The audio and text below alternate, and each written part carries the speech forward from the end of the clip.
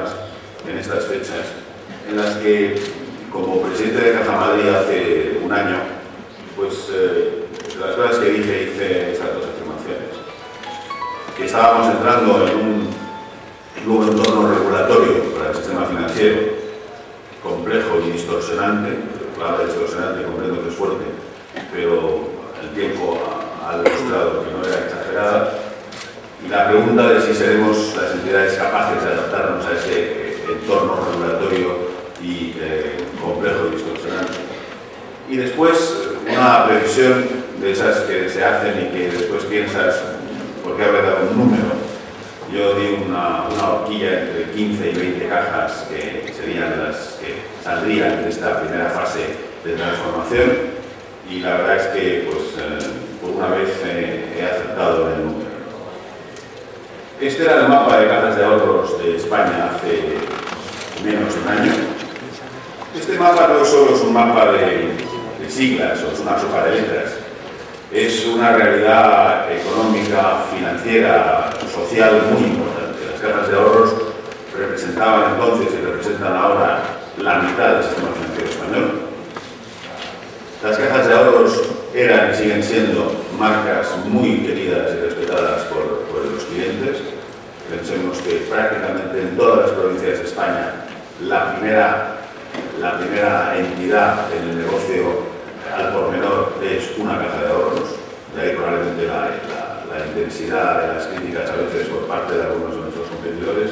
Pero en cualquier caso, además, estas son entidades, muchas de ellas que se remontan su nacimiento a decenas de años, incluso a más de decenas de años, como por ejemplo el caso de Caja Madrid, más de 300 años, pero hay otras muchas.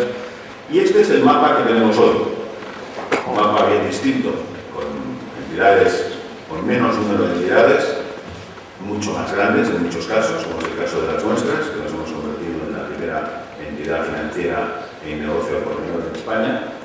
Pero en cualquier caso, una transformación, en principio, en el número de entidades de su tamaño, muy importante. Seguramente aquí hay mucha gente que se acuerde de otras crisis económicas, ¿no? Y las crisis económicas siempre traen cambios en el sistema financiero. Que en estas dos líneas, la línea de arriba es lo que siempre pasa. Siempre que hay una crisis económica, el número de jugadores en el sistema financiero se reduce, se convierten en más y más, menos, por hecho, y más grandes. Si ustedes recuerdan el juego de las sillas que hacíamos cuando éramos niños, pues eso es exactamente lo que pasa en el sistema financiero en todas las crisis económicas, que por lo menos una silla se levanta, en este caso han sido más de una. Hay, por lo tanto, un proceso de concentración, hay un proceso de ajuste de capacidad. Normalmente hay un cierto exceso de capacidad que se produce durante el boom y que después hay que ajustarlo, no solo en el sistema financiero, pero en el sistema financiero. E indudablemente hay un proceso de saneamiento y de recapitalización. Lo que es nuevo en esta tesitura que estamos viviendo es los problemas de liquidez que han marcado la crisis del año 2007, 2008 y 2009. Creíamos que los mercados globales financieros nos habían garantizado liquidez ilimitada a precios no necesariamente bajos, pero sí liquidez ilimitada, y la crisis puso de manifiesto que la liquidez puede desaparecer, como sucedió a nivel mundial a partir de la quiebra de Lehman Brothers, y después una reacción de los supervisores y de los reguladores imponiendo nuevas y muy importantes condiciones de capital a las entidades financieras. El capital es un instrumento básico para cualquier negocio de cualquier tamaño. Al cabo es lo que da una estabilidad. En las entidades financieras es la base del negocio. Prestas en función del capital que tienes.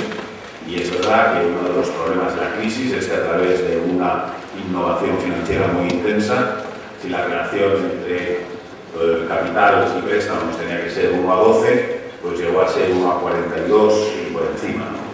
Por tanto, es lógico que los requerimientos de capital centrasen la atención de los reguladores, pero el capital, si hay algo en el mundo que no es gratis, es el capital.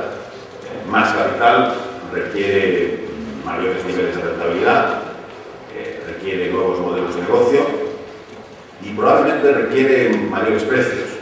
Y ese es uno de los desafíos que tenemos todas las entidades financieras que enfrentarnos en los próximos años. De todas maneras, estos dos nuevos requisitos, o estos dos nuevos condicionantes de la crisis, que no habían sucedido en crisis anteriores, no había habido problemas de liquidez, o no había habido problemas de capital en general, marcan muy importantemente el cambio regulatorio al que está sometido en estos momentos el sistema financiero español, europeo y mundial.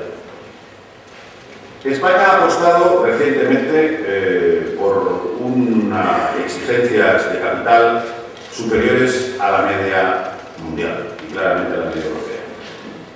Aquí tienen ustedes los gráficos de los requerimientos internacionales, Basilea III, que ha empezado en diciembre del año 2010 y que para el año 2013 tendrá unos requerimientos de capital cercanos al 4%. Basilea III va a tener un proceso de adaptación, un proceso de aplicación que nos lleva a el año 2019, en el que se produce un montante de capital en el entorno del 5,5 o 6%, y después lo que ahora se llama un colchón, que es una medida que los españoles pusimos en marcha en el año 99, que es un elemento contracíclico, que lo que trata de hacer es que las entidades financieras ahorren en capital y por lo tanto en su capacidad de absorber pérdidas en los momentos altos del ciclo, para después chupar de esa reserva en los momentos bajos del ciclo. Esa fue una medida española muy criticada en su momento por las autoridades europeas y parcialmente desmantelada a partir del año 2005-2006, con malas consecuencias para la economía española, pero que ahora se ha reconocido como un instrumento básico no solo en Europa, sino a nivel mundial. Pues bien, como les decía, las autoridades españolas han tomado una decisión muy importante, y es la de tener un sistema financiero más capitalizado, sensiblemente más capitalizado que el resto de Europa. Ya lo era antes de las medidas de febrero del año 2011 y todavía lo va a ser más durante el año 2011, llegando a capitales entre el 8 y el 10%. Y además discriminando entre entidades, depende de que las entidades estén en bolsa o no estén en bolsa, lo cual ha producido algunas discusiones, como ustedes saben. Bien, el hecho de que nosotros tengamos más cantidad de capital, de mayor calidad, con más transparencia, ha supuesto, en mi opinión, uno de los elementos básicos de la recuperación de la confianza en la economía española, pero como he dicho, tiene también consecuencias desde el punto de vista de cómo funciona el sistema financiero español de cara al futuro. Y creo que eso es lo que a todos nos interesa. Lo primero que produce una situación de mayores requerimientos de capital es mayor recapitalización del sector. El sector financiero español va a apelar y está apelando ya desde hace algún tiempo a los mercados de capitales, y en estos momentos, con las modificaciones de la ley de cajas producidas en el verano del año 2010, pues también las cajas de ahorros, con diversos sistemas y diversas modalidades de organización, van a apelar a los mercados de capitales. Esto coincide además con una apelación generalizada en el mundo, especialmente en el mundo industrial, por parte de los bancos. Todos ellos han sufrido consecuencias de la crisis en sus balances y por lo tanto tienen que recapitalizarse. Todavía hace 48 horas las autoridades italianas y las autoridades alemanas anunciaban medidas de recapitalización en algunos de sus bancos. Lo que diferencia el modelo español del modelo del resto de Europa es que en el modelo del resto de Europa las autoridades supervisoras de manera discrecional indican a determinadas entidades que tienen que recapitalizarse. La diferencia del modelo español es que el modelo español, a través de una norma con rango de ley, establece una recapitalización obligatoria para todas las entidades financieras. Es una medida más transparente, indudablemente más contundente, pero es una medida que eleva los requisitos de capital para todo el sistema financiero español, independientemente de la situación en la que se encuentren las distintas entidades. La recapitalización del sector, como ustedes saben muy bien, pues en este momento se plantea básicamente por dos caminos. Uno, el sector privado, es decir, apelar a los mercados de capitales; el otro, el sector público, con la entrada del Estado en el capital de algunas entidades y, por lo tanto, con una situación de seminacionalización de esas entidades. Y, indudablemente, esto además coincide con un proceso generalizado radicalizado en Estados Unidos y en Europa, de lo que se ha convertido en esta crisis. Hemos aprendido palabras que antes no utilizábamos y que ahora se han convertido casi en coloquiales. Subprime, todo el mundo sabe lo que es un subprime.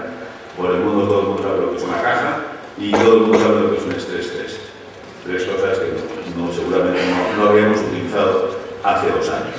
Pues bien, los stress test, o los test de estrés, si ustedes prefieren decirlo en castellano, se han puesto, no diré de moda, se han puesto como un requisito de la calidad de los sistemas financieros en los países industriales. Y subrayo los países industriales porque la duda está en los países industriales. Estados Unidos y Europa han realizado stress test en el conjunto de sus sistemas financieros. Aquí también España se ha distinguido del resto de Europa. Europa lo ha hecho solo de entidades de determinado tamaño, España lo ha hecho del conjunto de sus entidades.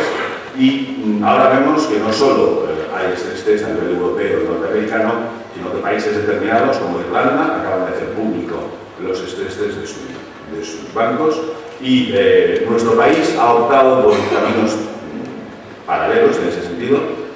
Por un lado, un proceso de recapitalización y por otro lado, un proceso de transparencia en el que todas las entidades, prácticamente todas las entidades, se han visto obligadas a presentar en el mes de enero sus exposiciones al sector inmobiliario. Eso respondía, todos somos conscientes, a una duda que se había generado, que estaba generándose en el mundo, sobre el impacto de la crisis del sector inmobiliario en España y la absorción por parte del sector financiero de las deudas o los deterioros de esa crisis. Esta transformación de los requisitos de capital de las entidades tiene consecuencias indudables en lo que podríamos llamar una segunda ola de fusiones o de integraciones, que hemos visto que empiezan a producirse prácticamente a los pocos meses de haberse cerrado la primera. También en nuevas intervenciones por parte del Estado, por parte del FROB, y en los ajustes que las entidades tienen que estar haciendo en el saneamiento de sus balances y, por lo tanto, en la entrada de nuevos jugadores en el sector financiero español.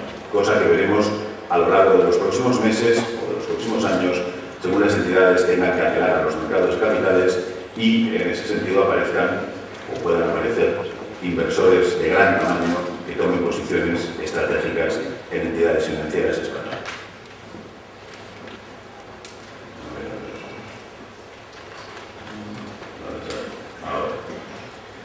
Hay riesgos, como hay en todo tipo de actividades humanas, especialmente mercantiles y todavía más especialmente financieras.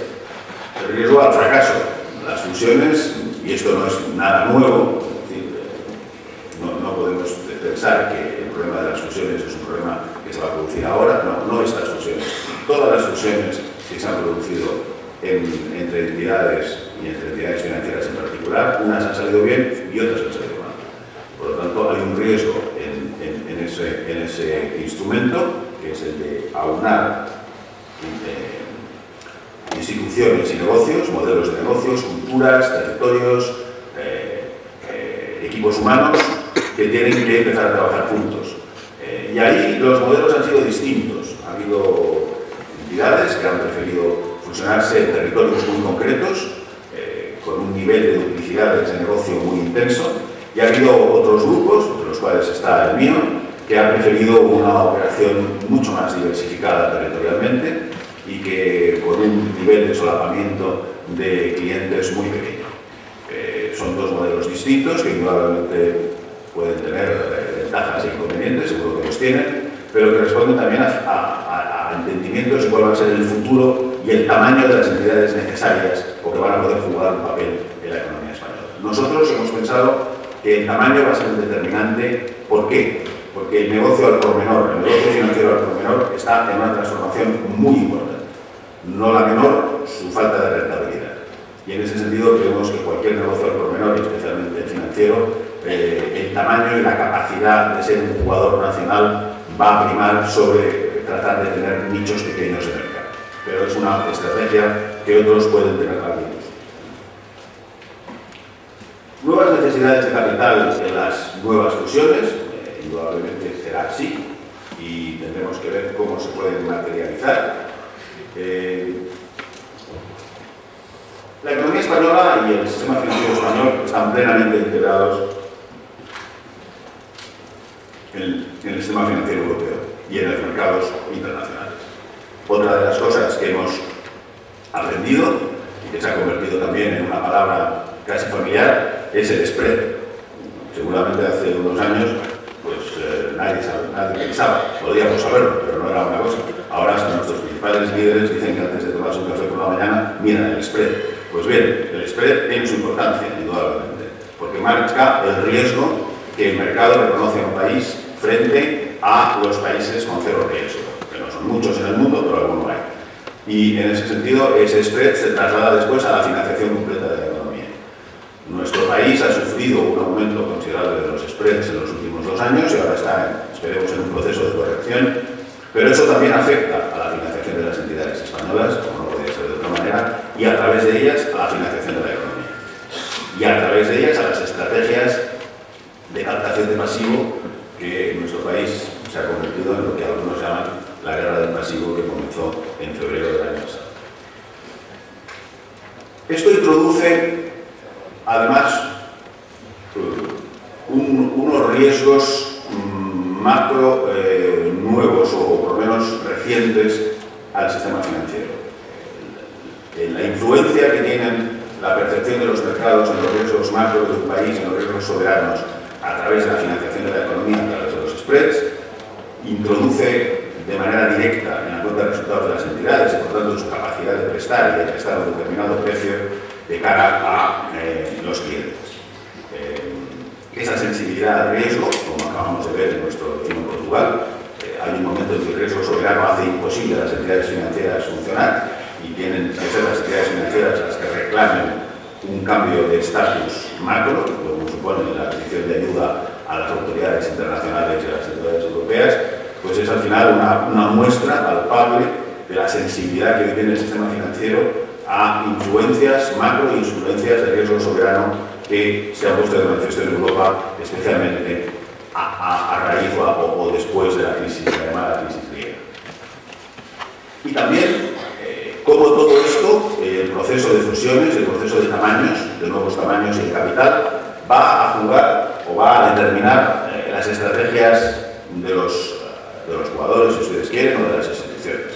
Estrategias sobre los nichos de mercado, estrategias sobre la remuneración del pasivo, estrategias sobre el tipo de producto y de cliente que se busca frente a una tradicional banca o negocio financiero de cajas y de bancos muy ligado a hipotecas y nóminas, moviéndose hacia productos de mucho mayor valor añadido que exigen una relación con el cliente distinta de la tradicional. Y yo creo que ahí va a haber toda una transformación que estamos viendo ya, en la que los medios telemáticos y tecnológicos juegan un importante papel, pero que va a transformar y está transformando desde la concepción física de las oficinas a las relaciones con los clientes y el tipo de familiaridad con la que uno se conecta con un cliente, que además tiene ya múltiples canales para conectarse con una entidad de crédito, como puede ser internet o el teléfono, de manera prácticamente diaria. De alguna manera, el sector financiero, no el español, sino el europeo y el norteamericano, están ante una cierta cuadratura del círculo, y como todos sabemos muy bien, cuadrar los círculos pues no es lo más fácil que se puede hacer, ¿no? Por un lado, tenemos un aumento de la regulación. Cualquier sector regulado, el aumento de la regulación supone nuevos costes y sobre todo transformaciones. Un aumento de la regulación que afecta nada más y nada menos que al capital, a la liquidez y al apalancamiento, que en el sector financiero pues es lo que hay. Esos son los 3 ingredientes de cualquier negocio financiero desde que el mundo es mundo. Y además, algunos de ellos, como la liquidez y el apalancamiento, son medidas que, resumiendo una intervención en una conferencia internacional en la que participé hace unos días, una persona dijo, después de una reunión, sobre la liquidez, efectivamente estamos todos de acuerdo en 2 cosas. La liquidez es un tema muy importante y no sabemos cómo medirlo. Pues bien, lo que quiero decir es que tanto en el tema de la liquidez como en el apalancamiento son, de alguna manera, territorios desconocidos para la regulación. Nunca hemos tenido regulaciones sobre liquidez, ni casi sobre apalancamiento, porque sobre apalancamiento hubo algunas en Basilea II. Por tanto, ¿cómo afecte eso al negocio? Por ejemplo, las autoridades europeas, o por lo menos los periódicos han dicho que las autoridades europeas querían que la medida de liquidez de los bancos europeos esté primada la deuda pública. Bien, si la deuda pública está primada en las medidas de liquidez, el coste de la financiación del sector privado, y especialmente de las pymes, se va a encarecer. Porque los bancos preferirán tener deuda pública que tener activos de otro tipo, como son los préstamos a particulares.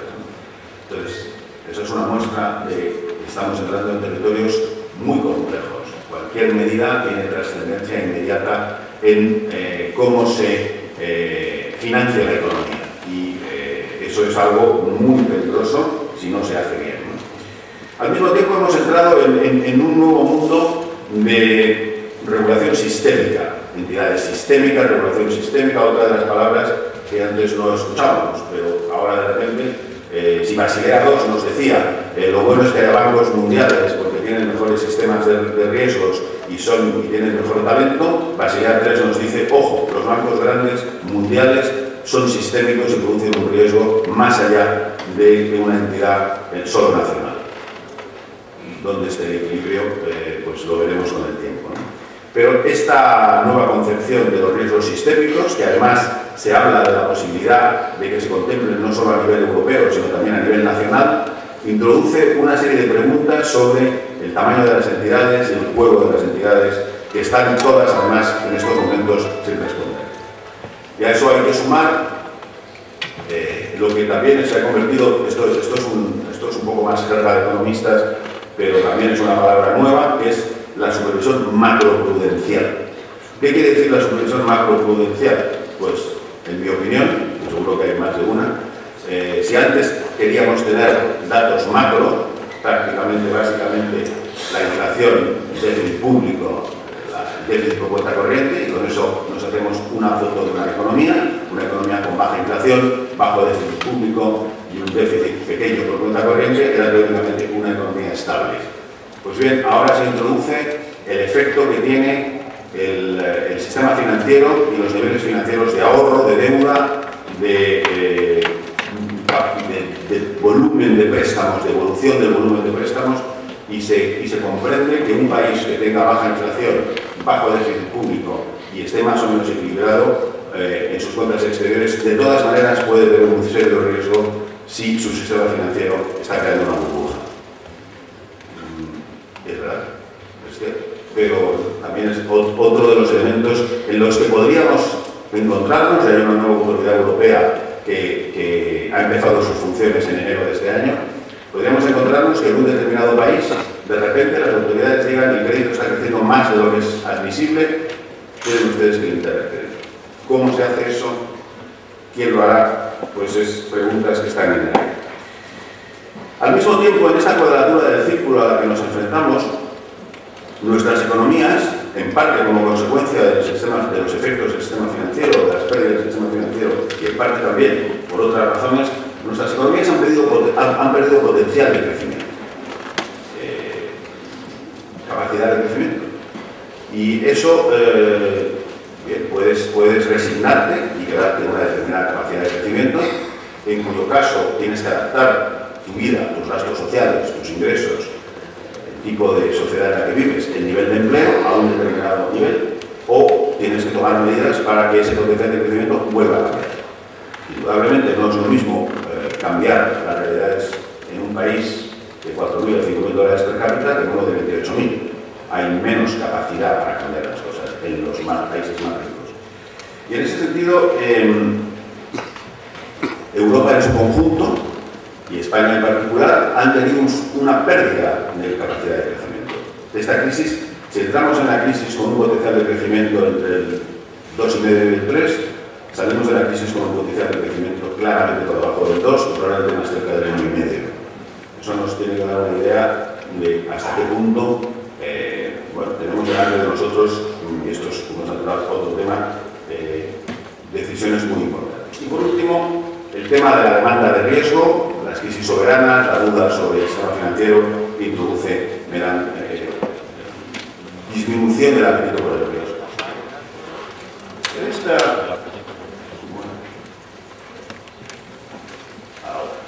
En esta cuadratura del círculo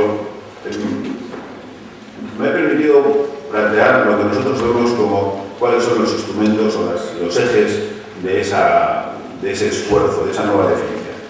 Por un lado, la fortaleza. Es necesario entidades fuertes desde el punto de vista del capital, fuertes desde el punto de vista del modelo de negocio y entidades que tengan una buena base.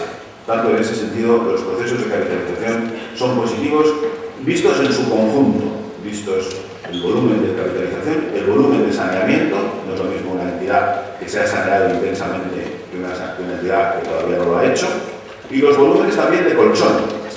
El colchón a que me refería antes, que va a empezar a funcionar a partir del 2015 en todo el mundo y que en España ya funciona, y que son reservas no asignadas a activos determinados y por lo tanto juegan un papel similar al del capital.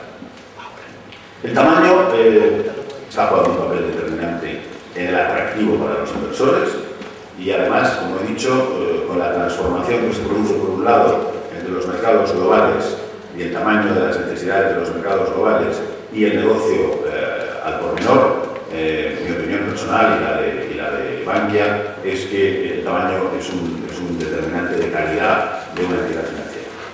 También, indudablemente, la eficiencia y la rentabilidad.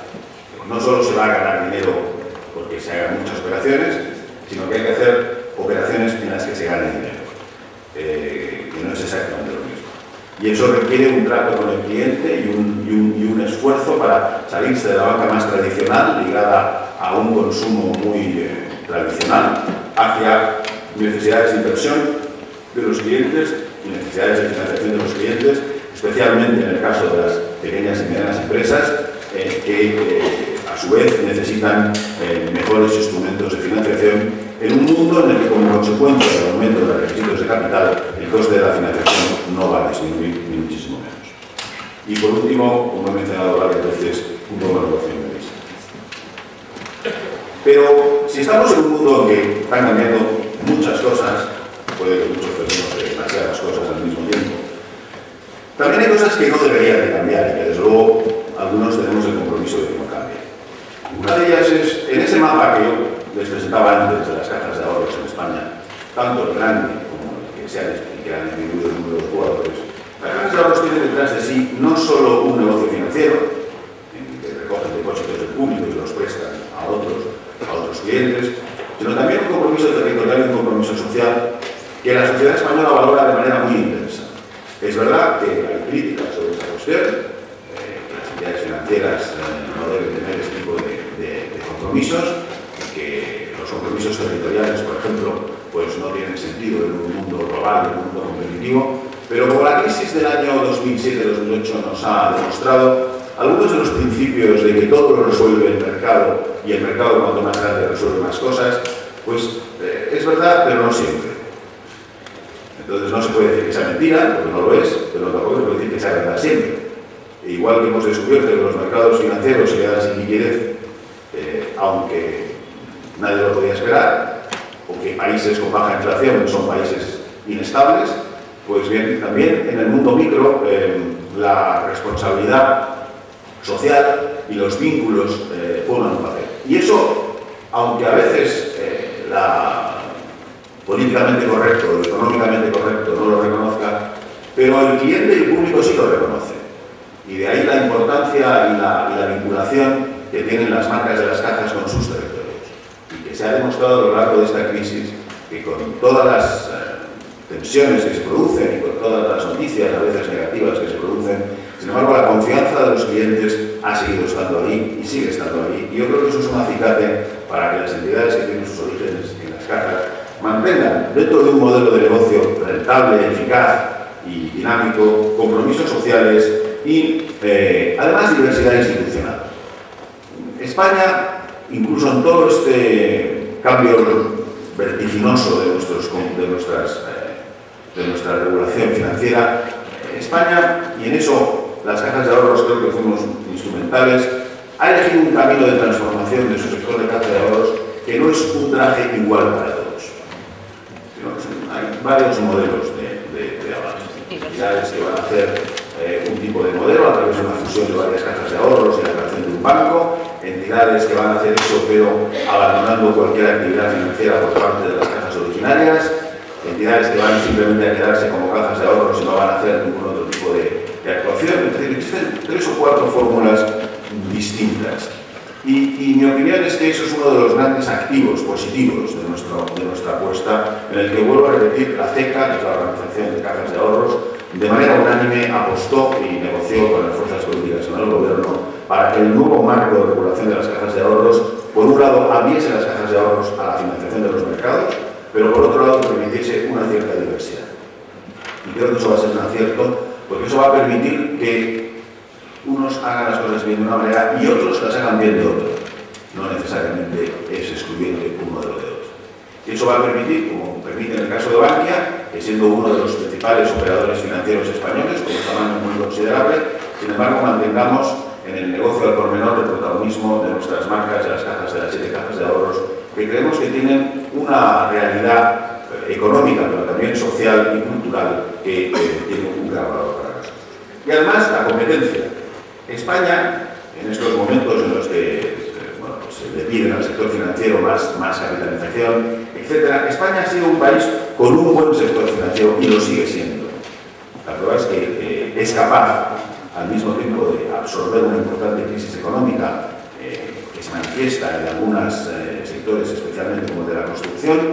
Sin embargo, es capaz de capitalizarse con relativa rapidez y a niveles muy superiores a los de nuestros competidores, en parte como consecuencia de reservas acumuladas a lo largo del tiempo, que, por ejemplo, en el caso del sector financiero, han permitido casi 10 puntos del PIB de ajuste desde el año 2008 hasta la fecha.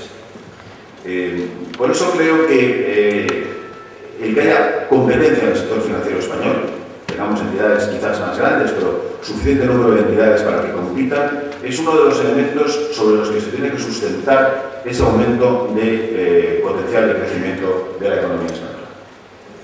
Y permítanme que pase a hablar un momento de nosotros. Seguramente algunos de ustedes lo saben, pero permítanme que se lo recuerde. Nosotros, a partir de julio del año 2010, 7 entidades financieras españolas, muy diversificadas territorialmente y también con tamaños distintos, tomamos el acuerdo de crear una entidad y de avanzar juntos y al mismo tiempo mantener, como he dicho, a nivel territorial y a nivel del negocio al por menor, pues la diversidad de las 7 marcas que tenemos, ¿no? En ese sentido, bueno, pues, hemos constituido primero un banco financiero y de ahorros, y ahora vamos a constituir una segunda entidad, que será la que salga a bolsa. Nuestra respuesta a las peticiones de más capital de las autoridades españolas ha sido claramente apostar por el mercado y por lo que nuestra marca puede representar de atractivo para los inversores. En ese sentido, tenemos una organización ya en marcha, con una marca ya conocida y además creo que en muy poco tiempo suficientemente conocida y que nos ha permitido pues, ser probablemente una de las primeras entidades que apueste por salir al mercado, si no la primera, en España. Nuestra fortaleza va a estar claramente en un capital básico, al cual voy a hacer referencia ahora. Capital básico que vamos a robustecer con nuestra salida a bolsa a lo largo de los próximos meses. Una importante generación de resultados ordinarios según los datos del último balance cerrado del año 2010. Un importante proceso de saneamientos, de sinergias, tanto desde el punto de vista del personal como desde el punto de vista de los gastos generales y del número de oficinas. Y también un importante, probablemente el más importante en términos relativos y en términos absolutos, saneamiento que se ha hecho en el sistema financiero español. En el desarrollo de sinergias, nosotros, como sucede en todas las fusiones, aunque tenemos un negocio diversificado con clientes distintos, en territorios distintos, aún así podemos y estamos haciendo un importante esfuerzo de optimización de plantilla, una reducción del número de oficinas. Creemos que vamos siendo un jugador nacional, tenemos un margen para ser más eficientes, una reducción sin duda de los costes generales, una modernización de nuestras prácticas de gestión y una gestión conjunta de casi 12 millones de clientes. Esto lo tenemos cuantificado y son cifras conocidas, pero me permito recordarlas. Nos produce una mejora de nuestra eficiencia de 500 millones de euros a partir del año 2013 sobre cifras del año 2015. En banca minorista somos un jugador de gran importancia, el primero en banca minorista a nivel de España, por lo tanto, comparándose con entidades en sobredoce de España, como he dicho, con casi 11 millones y medio de clientes y un volumen de negocio de 481.000 millones de euros. Esta es una de las primeras consecuencias de todo este proceso, y es que las entidades estamos hablando ya de cifras muy superiores a lo que hubiéramos hablado hace muy poco tiempo. Vamos a apostar claramente por una gestión multimarca, valoramos mucho las marcas de nuestras 7 entidades y creemos que el público las valora también. Y aunque creemos que nuestra marca general, Bankia, es una gran marca, creemos que esa compatibilidad entre las marcas locales y las marcas general va a ser uno de nuestras fortalezas. Tenemos 4.000 oficinas y somos líderes en mucha parte del territorio nacional y en muchas provincias españolas, y mantenemos un claro compromiso de nuestra vinculación con nuestras obras sociales y con nuestras fundaciones a nivel territorial. Una operación multimarca requiere también una operación multicanal y somos una de las primeras entidades en ofrecer servicios multicanal a nuestros clientes, y empezaremos muy pronto a ser líderes en el pago sin contacto, que muchos de ustedes se irán familiarizando con él a lo largo de los próximos meses. Los objetivos inmediatos para nosotros son claramente los que he mencionado: la fortaleza, el tamaño, la optimización y también la búsqueda, la palabra reinventar quizás sea un poco excesiva, pero la búsqueda de un negocio distinto, para un cliente distinto. Los clientes somos los mismos, dirán ustedes y con razón, pero tenemos necesidades distintas.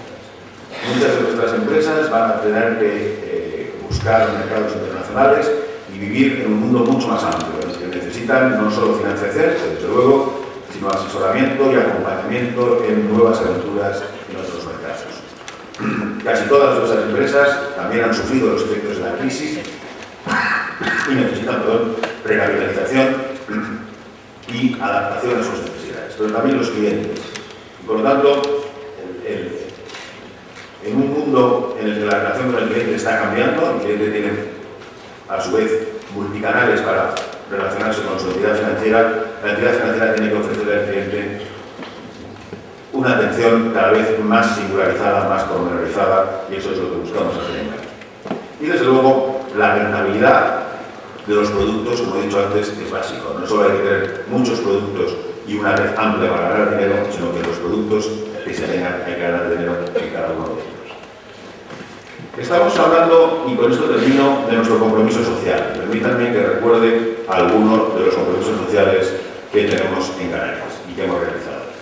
En los últimos 3 años, la Caja Insular ha hecho esfuerzos muy importantes por casi 40 millones de euros, 38,5 millones de euros, que han tenido una repercusión muy seria y muy positiva en la realidad social y cultural de Canarias. En el año 2010, más de 1.500 actividades a más de 1,5 millones de beneficiarios en Canarias. Por tanto, estamos hablando de un esfuerzo, además, muy capilar y de gran importancia. Y también un esfuerzo pegado a las nuevas necesidades de la sociedad, que por desgracia han sido en muchos casos necesidades sociales relacionadas con los efectos de la crisis sobre el aumento de la pobreza. Estos solo son ejemplos de lo que en Canarias, la Caja Insular y por tanto Bankia han hecho, y una muestra de la importancia, y por eso voy a terminar con ello, del compromiso que nosotros tenemos con continuar siendo, sin duda, un banco eficiente y un banco importante, un banco líder, pero también, como dice alguno de nuestros eslóganes, una nueva manera de hacer banca, y es manteniendo en el ADN de nuestro negocio el compromiso social y territorial que hemos heredado de nuestras etiquetas. Muchísimas gracias.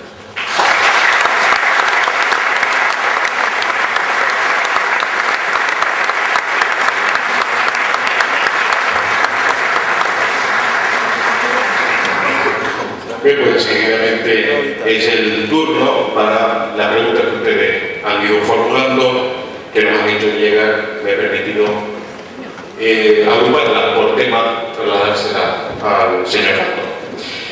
Es una cuestión temporal, porque además noticia que nos hemos encontrado con ella hoy en el periódico sobre la subida de los tipos de interés que se anunció ayer por el Banco Central Europeo.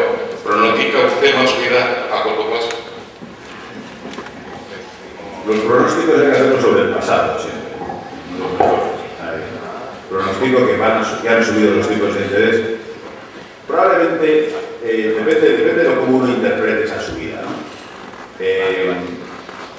Yo creo que la interpretación que hay que hacer, esté uno de acuerdo o no con ella, es que el Banco Central Europeo considera, primero, que estamos en condiciones monetarias muy laxas, es decir, que para salir de la crisis los bancos centrales, principalmente los bancos centrales norteamericanos y europeos, han inundado, han inyectado muchísimo liquidez en la economía y que hay que ir volviendo a una cierta normalidad.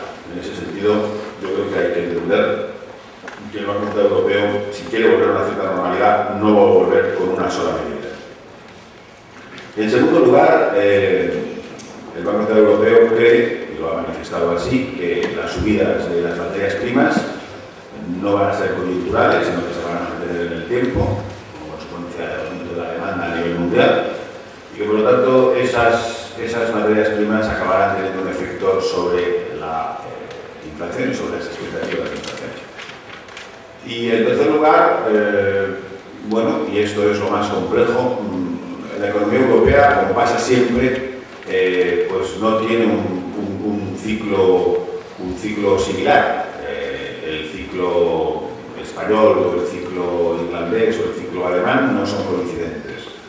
Y para nosotros la divergencia con el ciclo alemán ha sido siempre un elemento que hay que tener muy en cuenta. Durante los años 90 y la primera parte de los años 2000, nosotros estábamos en un ciclo alto y ellos en un ciclo bajo, y ahora estamos al revés.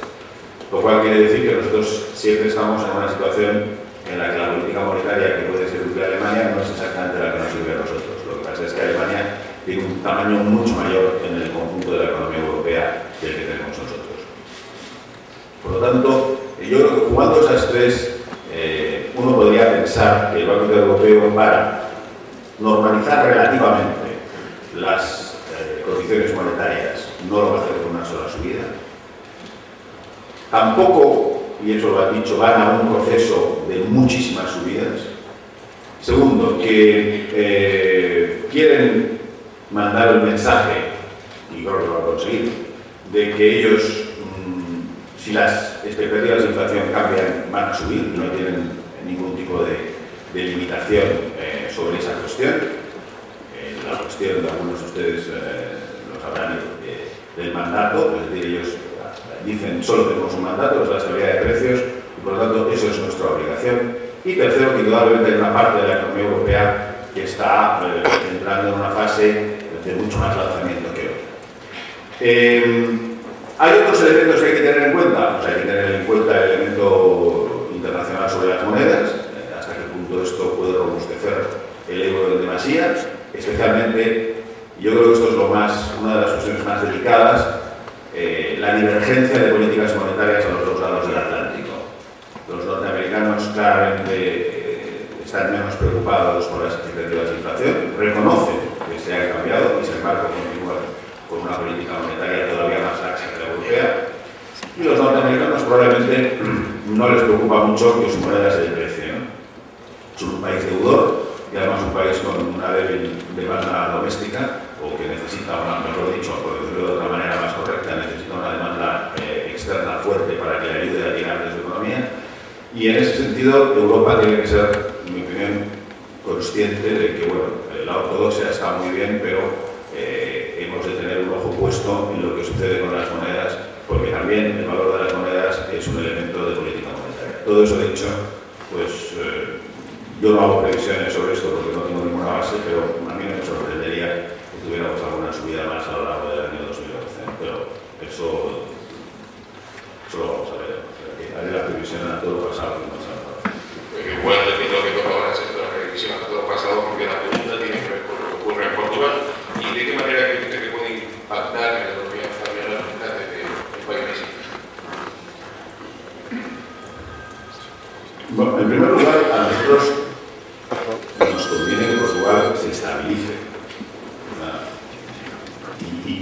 pregunta es, ¿podía Portugal estabilizarse sola? Bueno, ellos han creído que no, y los mercados también, ¿no? Sobre todo a partir de los últimos meses. La desconfianza en su financiación pública se estaba trasladando al sistema financiero y a través de eso a toda la economía. Por lo tanto, Portugal estaba entrando en un proceso peligrosísimo desde el punto de vista financiero. En ese sentido, yo creo que nosotros no podemos considerar ni malo para ellos y luego no malo para nosotros que el país se estabilice. Es un socio comercial importante, además es un país amigo y vecino, y en ese sentido me parece que es bueno que se estabilice. Después están todas esas previsiones sobre la teoría del dominó, ¿no? Es decir, las piezas de dominó, si funcionan o no funcionan. Yo creo que ahí las cosas dependen mucho más de nosotros que de Portugal. Si nosotros resolvemos nuestros problemas, continuamos avanzando en lo que debe ser medidas de modernización de nuestra economía, nos enfrentamos a nuestro problema de potencial de crecimiento y hacemos todas esas cosas, pues recobraremos la confianza que hemos perdido en los mercados. Y si no lo hacemos, no la recobraremos. Lo de Portugal nos lo pone más fácil o más difícil. Pues no sabría qué decir, porque por un lado efectivamente está la teoría de las piezas de dominó, pero por otro lado nosotros tener un país en situaciones de desequilibrio constante a nuestro lado no nos puede convenir, ¿no? Aparte de que no nos guste. Tanto yo creo que nuestro destino está en nuestras manos y en ese sentido pues tenemos toda la responsabilidad de lo que nos pueda suceder. Decíamos en la introducción que viene usted de una reunión del G20 donde participó como ponente, percibió que los grandes países están saliendo de la crisis. Sí, bueno, los grandes países yo creo que todos han salido de la crisis, ¿no? Tenemos a los países emergentes estuvieron muy poco en la crisis, prácticamente hasta la primavera del 2009, tuvieron un efecto muy profundo en la caída del comercio mundial y de la financiación mundial, pero eso se corrigió enseguida. Los países industriales, pues Estados Unidos está creciendo al 3 y algo, tanto no está mal.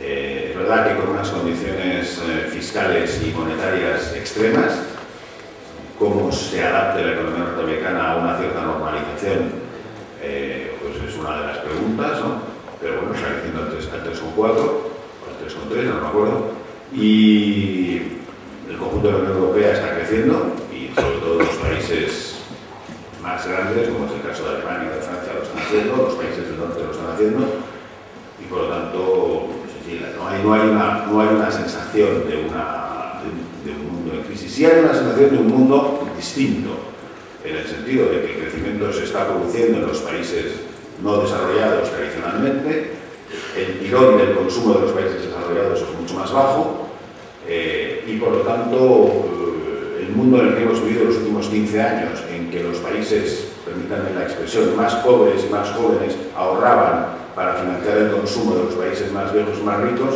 ese es un modelo que ya no se sostiene. ¿Cómo cambiemos a un modelo distinto? Pues es una cuestión en la que se discute sobre monedas, se discute sobre estabilidad de las monedas de reserva, se discute sobre el papel del Fondo Monetario Internacional, sobre temas tan complicados como la liquidez mundial, e indudablemente estamos asistiendo a un mundo con principios macroeconómicos distintos de los que habíamos conocido, pero claramente no estamos en un mundo de crisis. Bien, dos preguntas en una, tan directamente relacionadas. ¿Cree que la reforma de las cajas con los contenidos de niños era imprescindible? ¿Y no le da la impresión de que se han criminalizado a las cajas de todos los que tenía el sistema financiero español? Bueno, a mí la reforma me parecía importante y al conjunto del sector me pareció necesaria e imprescindible. La prueba es que la apoyamos y la impulsamos. No hay que olvidar que esta reforma se hace escasamente 8 meses y se hace en parte porque el sector le plantea a las autoridades la necesidad de hacerla, ¿no? Es verdad que las autoridades también la compartían, pero el poner, digamos, negro sobre blanco fue un esfuerzo, desde luego, en el que nosotros participamos muy activamente, ¿no? Y además fue una reforma muy focalizada, porque ustedes ven el decreto de cajas del verano pasado, verán que es un decreto que va dirigido principalmente a una cosa, que es a la capitalización. Antes de que nadie estuviera hablando de la capitalización de nada, nosotros ya estábamos planteando la necesidad de capitalizarnos. Por lo tanto, éramos conscientes de que indudablemente, si has tenido unos efectos en la crisis, necesitas recapitalizarte. Es algo que cualquiera se da cuenta de que hay una necesidad y nosotros la percibimos y planteamos al gobierno fórmulas para hacer esa recapitalización y a los partidos políticos. Por tanto, la medida o la reforma era necesaria, era importante, y yo estoy muy orgulloso de que haya sido el sector de cajas el que haya propuesto medidas concretas, que haya coincidido sin duda con el gobierno y con la autoridad monetaria, pero haya sido claramente proactivo de manera determinante en la elaboración y redacción de esa reforma que contó con todo nuestro respaldo.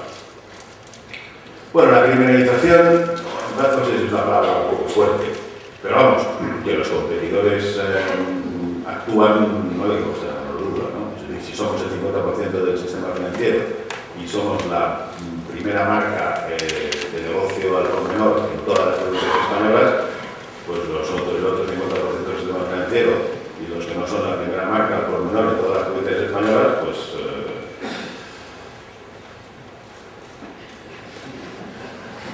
son las otras zonas. Muchas gracias. ¿Qué papel van a jugar las cajas de ahorro en la nueva estructura de banca? Bueno, en primer lugar, las cajas de ahorro juegan varios papeles. Uno, son los principales accionistas, son los únicos accionistas en este momento. Si salimos a bolsa, como vamos a hacer, pues serán los principales accionistas con un dominio o una presencia muy importante en el capital de la nueva entidad, y por lo tanto, como accionistas tienen, pues, poder que tienen todos los accionistas a través de los órganos de gobierno y principalmente de la Junta General del Banco. En segundo lugar, son parte del negocio. Como he dicho antes,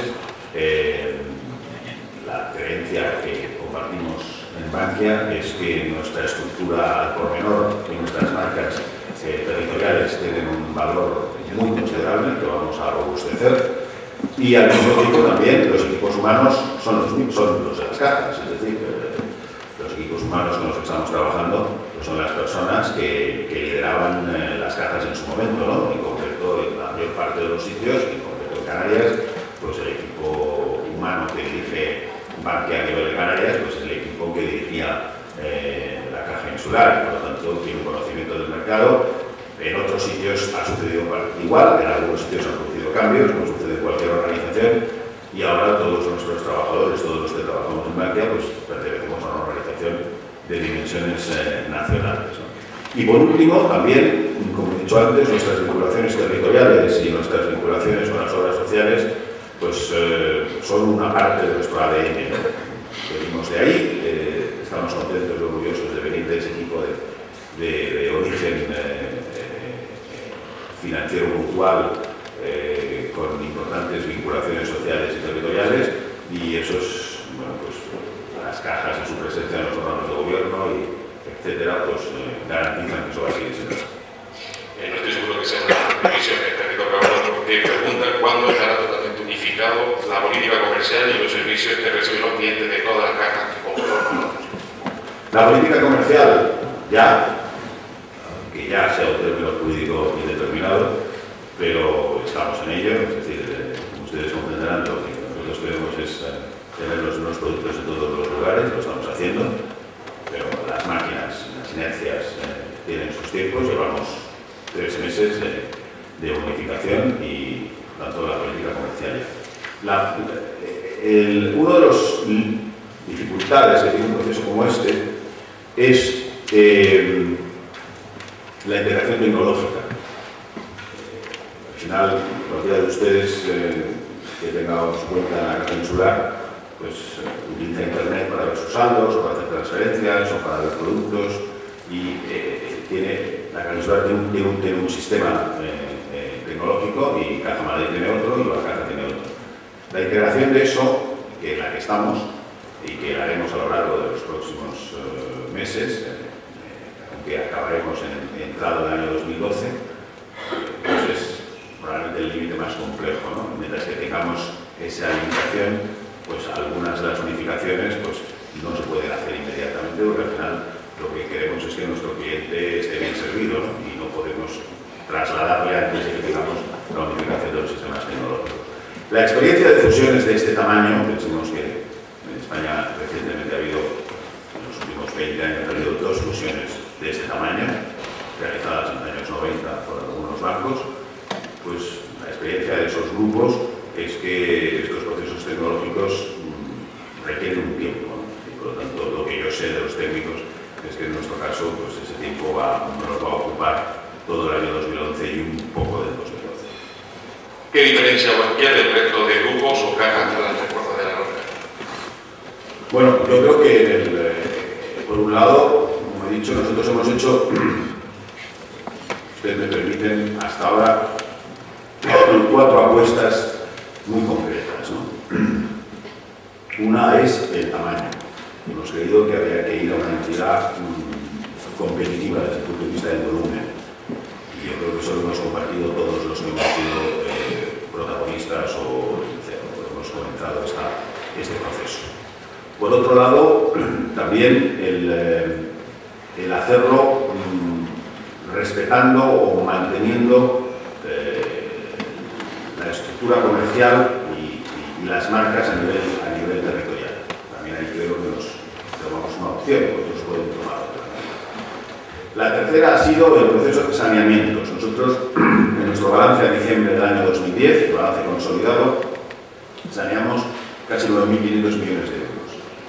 Para algunos podría ser decir, bueno, estas personas ven el futuro muy negro, no los que lo viéramos negro, pero creemos que en un momento de fusión en el que se puede sanear contra patrimonio es una oportunidad única en cualquier organización para hacer saneamientos que garanticen la viabilidad y la fortaleza de la cuenta de resultados en los próximos años, ¿no? Y por lo tanto, esas 3 consideraciones a mí me parecen que han sido básicas. Y por la cuarta ha sido claramente la apuesta por ser una entidad en bolsa.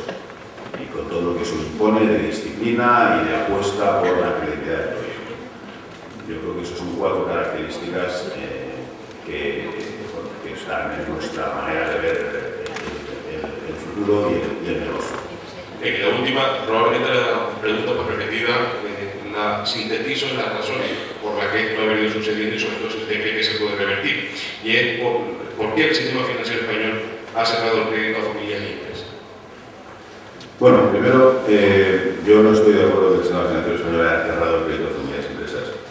Si ustedes ven los números, el sistema financiero español prácticamente duplica el volumen de créditos entre el año 2003-2004 y el año 2007. Es una cifra tremenda, el incremento de crédito. La caída desde el punto más alto, desde el 2007 hasta ahora, ha sido muy pequeña. Estamos muy por encima de los niveles del 2005 y prácticamente de los niveles del 2006 en su conjunto. Por lo tanto, ahí no hay un cierre de financiación. La financiación es más cara, lo es, sin duda, pero también lo es la remuneración de los ahorros. Los clientes tienen que ser conscientes, yo tampoco lo soy. Cuando yo voy a Bankia y dejo dinero a Bankia, quiero que me pague, y cuando voy a Bankia a pedirle dinero, quiero que me cobre poco. Pero aunque yo me pasa como a todo el mundo, pero tenemos que ser conscientes de que una cosa no puede estar separada de la otra. En este momento estamos remunerando el ahorro en España de una manera muy importante. Eso tiene que ver con guerras de pasivos, ustedes quieren, pero tiene que ver también con el coste de financiación de la economía. El spread aquí juega un papel, porque la alternativa financiera de los mercados internacionales no es mucho más barata. Entonces, eso es indudable que tiene que tener un coste sobre el pasivo, el coste del pasivo tiene que tener un efecto sobre el activo. Pero además, si ustedes ven cualquier curva de crecimiento del crédito, va pegada al crecimiento del PIB. Pegada. O sea, no hay ninguna divergencia. Esa es una curva histórica. Si el PIB no crece, el crédito no crece. Eso, a nivel individual, pues es esas cosas que uno dice, no me pasa, yo quiero crédito. Pero a nivel agregado, eso es así. Por lo tanto, con una economía en una situación de un crecimiento todavía débil, el crecimiento del crédito no se puede disparar. Pero si ustedes comparan los niveles de crédito de la economía española del año 2004-2005 con los actuales, verán que el sistema financiero continúa financiando de una manera muy considerable a la economía española. Lo importante es que el sistema financiero esté en condiciones de fortaleza y de saneamiento para acompañar la recuperación de la economía española. Y yo creo que todos los esfuerzos que las entidades estamos haciendo en estos momentos es para eso. Al mismo tiempo, también hay que reconocerlo, que los niveles de riesgo se han endurecido en el conjunto de nuestra economía. Se han endurecido para los inversores, que piden más dinero por sus ahorros, se han endurecido para las entidades. En ese sentido, al final todo pasa por un nudo gordiano, que es el crecimiento. Mientras que nos mantengamos en niveles de crecimiento muy débiles, el apetito por el riesgo de inversores va a ser pequeño y la capacidad de generación de crédito y de demanda de crédito, crean ustedes, de demanda de crédito no es muy grande. Por otro lado, las entidades financieras vivimos de prestar y por lo tanto el negocio está en prestar. El negocio no está en pagar ahorros, el negocio está en prestar. Y nosotros, nuestro negocio no hay más que uno, que es prestar. Y por lo tanto, indudablemente se ha producido un encarecimiento del riesgo y del crédito, pero la demanda de crédito solvente está más que respondida, ¿no? Pero tenemos que ver una recuperación de la economía española para poder ver el papel que yo espero que sea dinamizador del sector financiero. Muchas gracias, mucha suerte, señor Rato. Muchas gracias.